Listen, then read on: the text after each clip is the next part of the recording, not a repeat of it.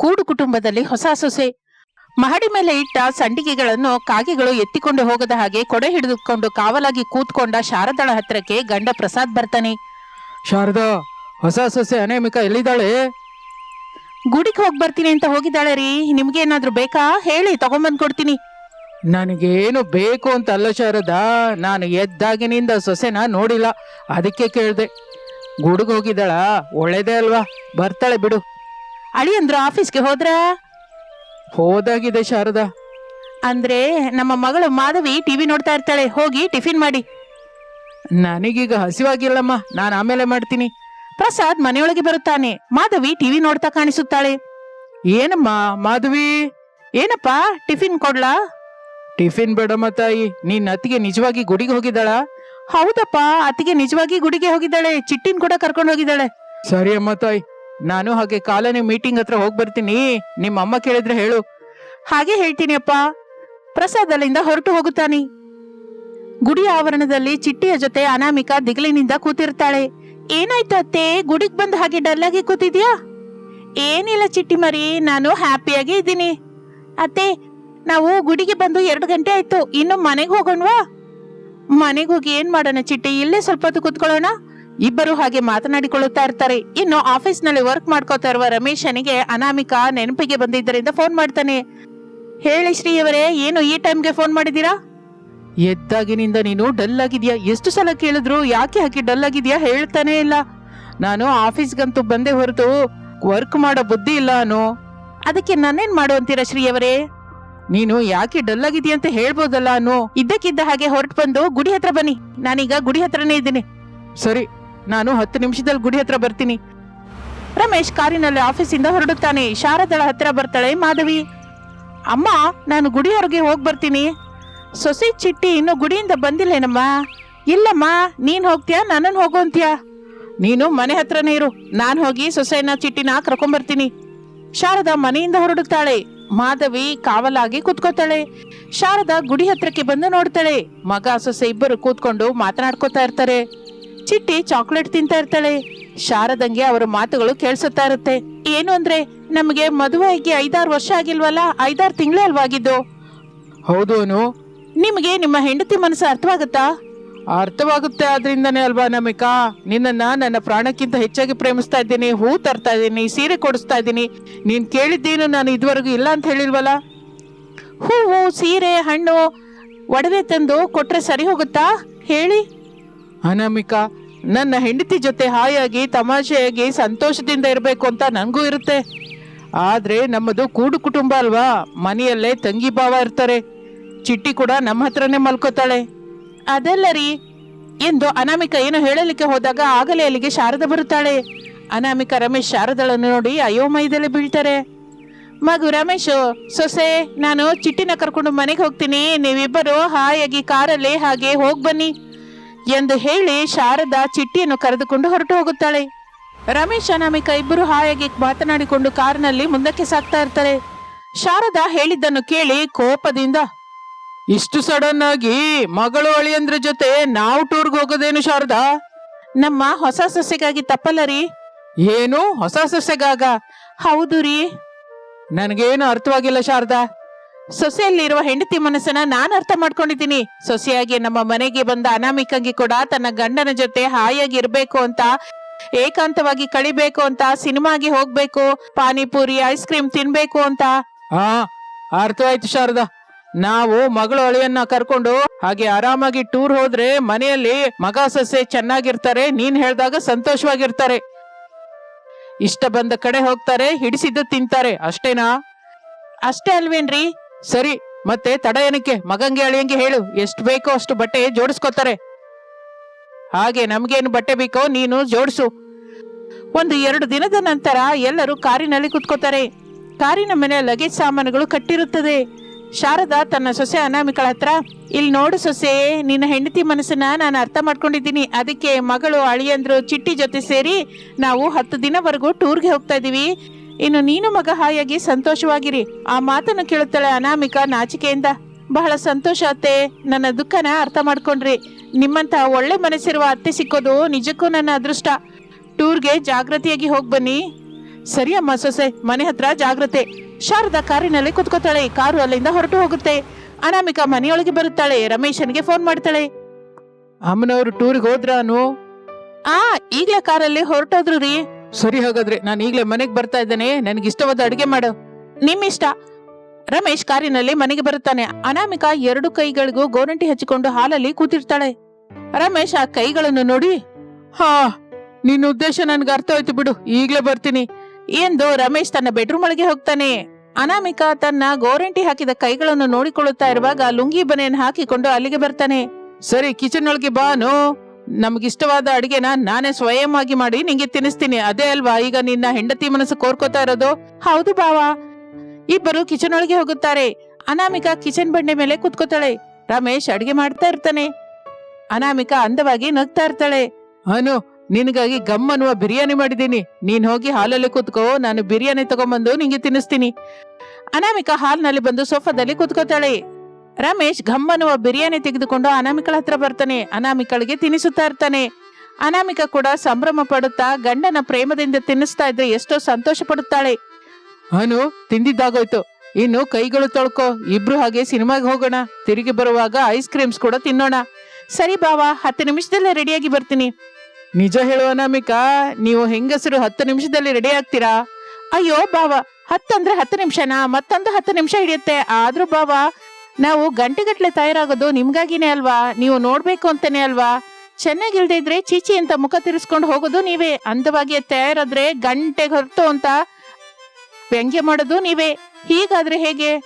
ಸರಿ ಸರಿ ಅನಾಮಿಕಾ, ಹೋಗಿ ಬೇಗ ರೆಡಿಯಾಗಿ ಬಾ, ಸಿನಿಮಾಗೆ ಹೋಗೋಣ. ನಾನು ಹೇಗೆ ರೆಡಿ ಆದ್ರೆ ನಿನ್ಗೆ ಇಷ್ಟವಾಗುತ್ತೆ ಹೇಳು ಬಾವಾ? ನಾನು ಹಾಗೆ ರೆಡಿಯಾಗಿ ಬರ್ತೀನಿ. ಅನು, ಗುಲಾಬಿ ಬಣ್ಣದ ಸೀರೆ ಉಟ್ಕೊಂಡು ಉದ್ದನೆಯ ಕೂದಲಿಂದ ಸಿಂಪಲ್ ಆಗಿ ರೆಡಿಯಾಗಿ ಬಾ. ಸರಿ ಬಾವಾ. ಅನಾಮಿಕಾ ಬೆಡ್ರೂಮ್ ಒಳಗೆ ಹೋಗುತ್ತಾಳೆ. ಬೀಚ್ ಅಲ್ಲಿ ಶಾರದಾ, ಪ್ರಸಾದ್, ಮಗಳು, ಅಳಿಯಂದ್ರು ಚಿಟ್ಟಿ ಕೂತ್ಕೊಂಡು ಕೂಲ್ ಡ್ರಿಂಕ್ಸ್ ಕುಡಿತಾ ಇರ್ತಾರೆ. ಇನ್ನು ರಮೇಶ್ ಏನೋ ರೆಡಿಯಾಗಿ ಹಾಲಲ್ಲಿರ್ತಾನೆ. ಗುಲಾಬಿ ಬಣ್ಣದ ಸೀರೆಯಲ್ಲೇ ಅನಾಮಿಕಾ ಅತಿ ಲೋಕ ಸುಂದರಿಯಾಗಿ ತಯಾರಾಗಿ ಹಾಲ್ಗೆ ಬರುತ್ತಾಳೆ. ರಮೇಶ್ ರೆಪ್ಪೆ ಕೂಡ ಮಿಟುಕಿಸದೆ ಹಾಗೆ ಅನಾಮಿಕಳನ್ನ ನೋಡ್ತಾ ಇರ್ತಾನೆ. ನಿಂಗೆ ಗುಲಾಬಿ ಬಣ್ಣದ ಸೀರೆ ಇಷ್ಟ ಅಂತ ಉಟ್ಕೊಂಡ್ಬಂದೆ. ಹೇಗಿದ್ದೀನಿ ಭಾವಾ? ರಂಬೆ, ಊರ್ವಶಿ, ಮೇನಕೆ, ಆಮೇಲೆ ನನ್ನ ಅನಾಮಿಕಾ. ಅನಾಮಿಕಾ ಎಷ್ಟೋ ಸಂತೋಷ ಪಡುತ್ತಾಳೆ. ಇಬ್ಬರು ಕಾರಿನಲ್ಲಿ ಹಾಯಾಗಿ ಹೋಗ್ತಾ ಇರ್ತಾರೆ. ರೋಡ್ ಮೇಲೆ ಒಂದು ಕಡೆ ಹೂವಿನ ಅಂಗಡಿ ಕಾಣಿಸುತ್ತದೆ. ರಮೇಶ್ ಕಾರನ್ನು ನಿಲ್ಲಿಸುತ್ತಾನೆ. ಇಬ್ಬರು ಕೆಳಗಿಳಿಯುತ್ತಾರೆ. ಅನಾಮಿಕಾಗೆ ಇಷ್ಟವಾದ ಮಲ್ಲಿಗೆ ಹೂವನ್ನು ಕೊಡಿಸಿ ಅನಾಮಿಕಳ ತಲೆಯಲ್ಲಿ ಮುಡಿಸುತ್ತಾನೆ. ಅನಾಮಿಕಳಲ್ಲಿರುವ ಹೆಂಡತಿಯ ಮನಸ್ಸು ಎಷ್ಟೋ ಸಂತೋಷ ಪಡುತ್ತದೆ. ಪ್ರತಿ ಹೆಂಡತಿ ತನ್ನ ಗಂಡನಿಂದ ಇಂತಹ ಪ್ರೇಮನೆ ಕೋರ್ಕೊಳ್ಳುತ್ತೆ ಭಾವಾ.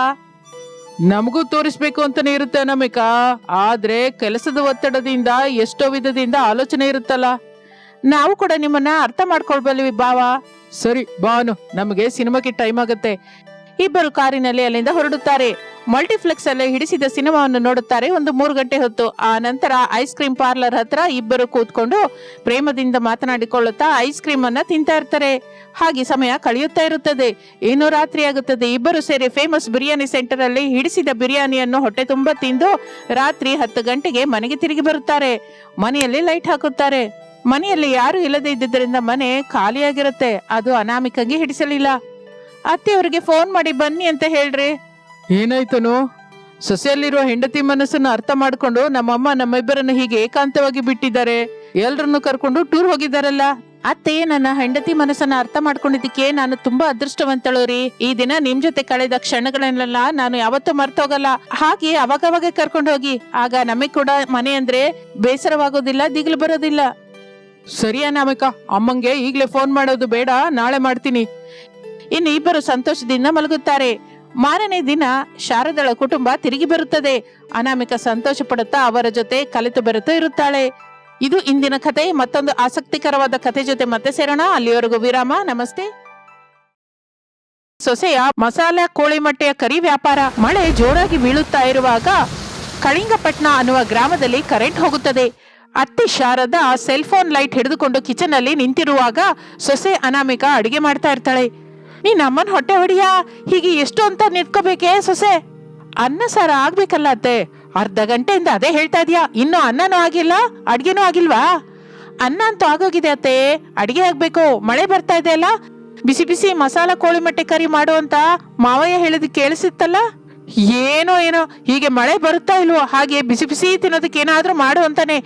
ಮನೆಯಲ್ಲಿ ಇದೆಯಾ ಇಲ್ವಾ ಅಂತ ಏನು ಕೂಡ ನೋಡ್ಕೊಳ್ಳೋದಿಲ್ಲ. ತಿನ್ಬೇಕು ಅನ್ಸ್ತದೆ ಅಂತ ಹೇಳಿದ್ದು ತಪ್ಪೇನಲ್ವಲ್ಲ ಅತ್ತೆ? ನೀನೊಬ್ಳು ಅರ್ಧ ಗಂಟೆಯಿಂದ ಹೀಗೆ ಟಾರ್ಚ್ ಲೈಟ್ ಇಟ್ಕೊಂಡು ನಿಂತ್ಕೊಂಡಿದ್ದಾರೆ, ನಿಂಗೆ ಗೊತ್ತಾಗುತ್ತದೆ ನಾನು ಪಡ್ತಾ ಇರೋ ನೋವೇನು ಅಂತ. ನಾನು ಮೊದ್ಲೇ ಹೇಳಿದ್ನಲ್ಲ ಅತ್ತೆ, ನಾನು ಒಂದು ಡಬ್ಬದ ಮೇಲೆ ಇಟ್ಕೊಂಡು ನಾನು ಮಸಾಲಾ ಕೋಳಿ ಮೊಟ್ಟೆ ಕರಿ ಮಾಡ್ತೀನಿ ಅಂತ ನಿಮ್ಮನ್ನ ಹೋಗಿ ಹಾಲಲ್ಲಿ ಕೂತ್ಕೊಳ್ಳಿ ಎಂದೆ ಅಲ್ಲ? ನೀವೇ ಕೇಳಲಿಲ್ಲ. ನಾನು ಕೇಳಲಿಲ್ಲ ಅನ್ನೋದಕ್ಕೆ ಕಾರಣ ನಿಮ್ ಮಾವಯ್ಯ. ಹೋಗು ಹೋಗು ಶಾರದಾ, ಕಿಚನ್ ಅಲ್ಲಿ ಸೊಸೆ ಒಬ್ಳೆ ಕಷ್ಟಪಡ್ತಾ ಇರ್ತಾಳೆ, ಹೋಗಿ ಸಹಾಯ ಮಾಡು ಅಂತ ನನ್ನನ್ನ ಕೂರ್ಲಿಕ್ಕೆ ಬಿಟ್ರೆ ಅಲ್ವಾ? ಅವನು ಗಾಬರಿ ಮಾಡ್ತಾನೆ, ನಂಗೂ ಗಾಬರಿ ಮಾಡಿಸ್ತಾನೆ. ಅದಕ್ಕೆ ಸೊಸೆ ಹಾಲ್ಗೆ ಹೋಗದ ಇಲ್ಲೇ ಇದ್ದೀನಿ.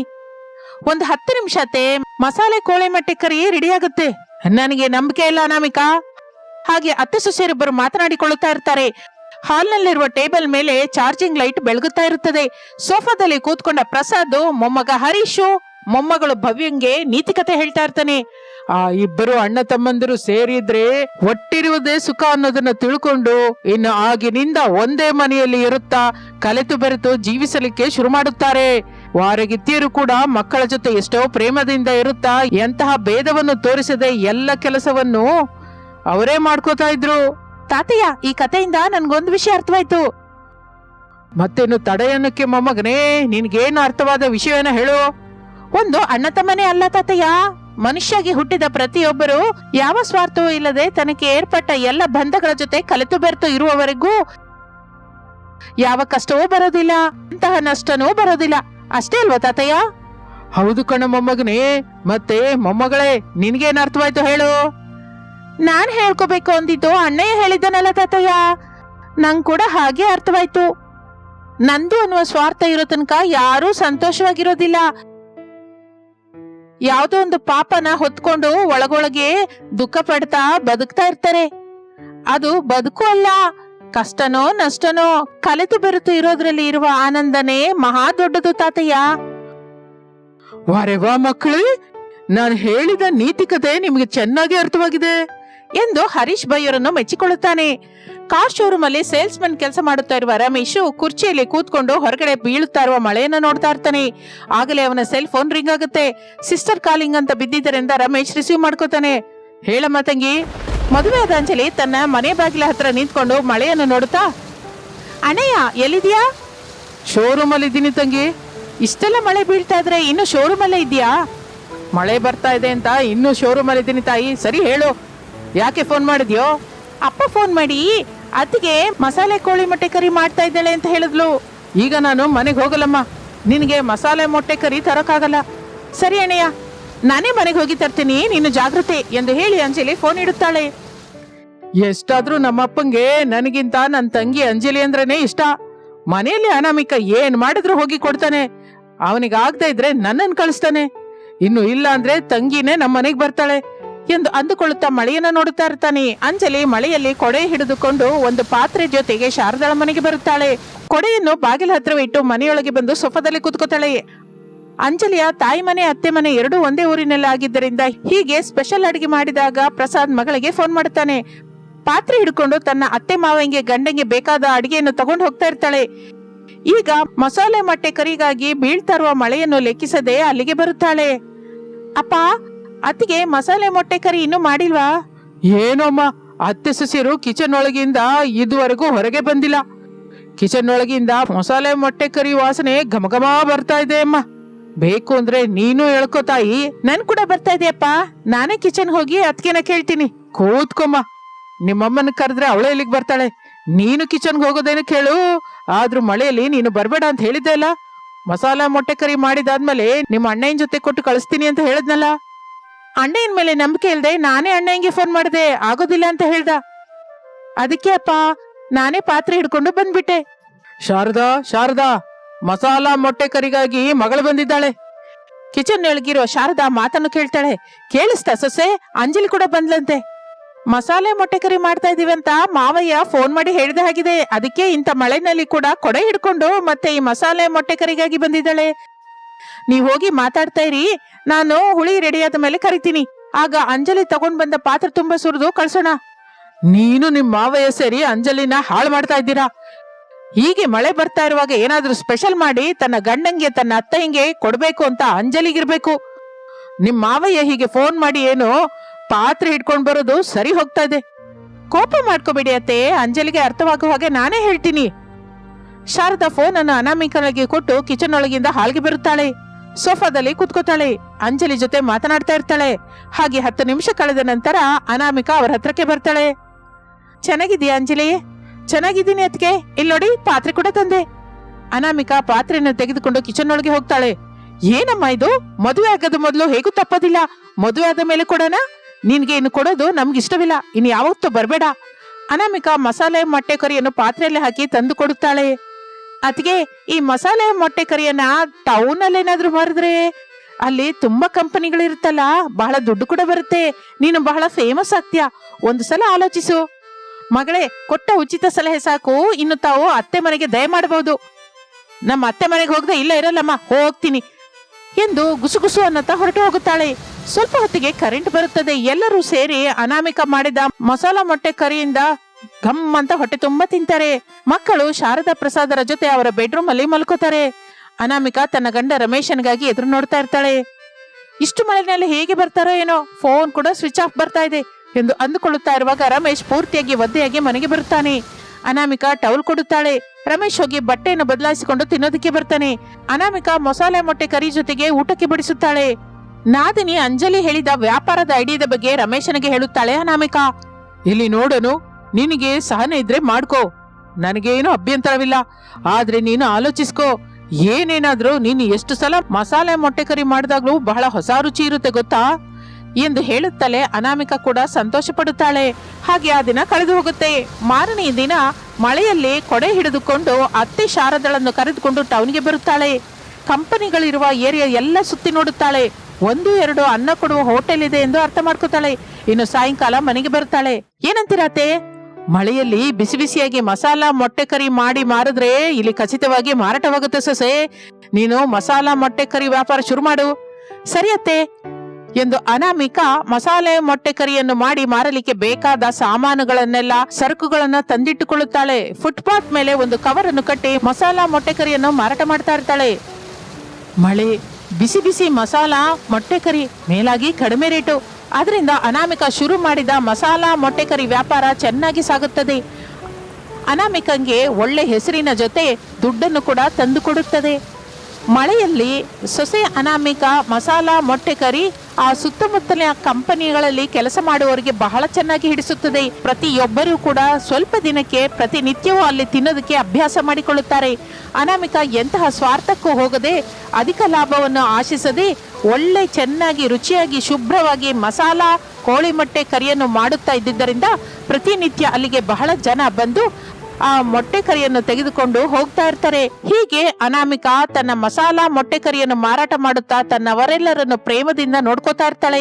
ತನ್ನ ಸಂಪಾದನೆಯನ್ನು ಗಂಡನಿಗೆ ಕೊಡುತ್ತಾ ತಣ್ಣೀರಿಗೆ ಬಿಸಿನೀರಿನ ಸಹಾಯವಾಗಿರುತ್ತಾಳೆ.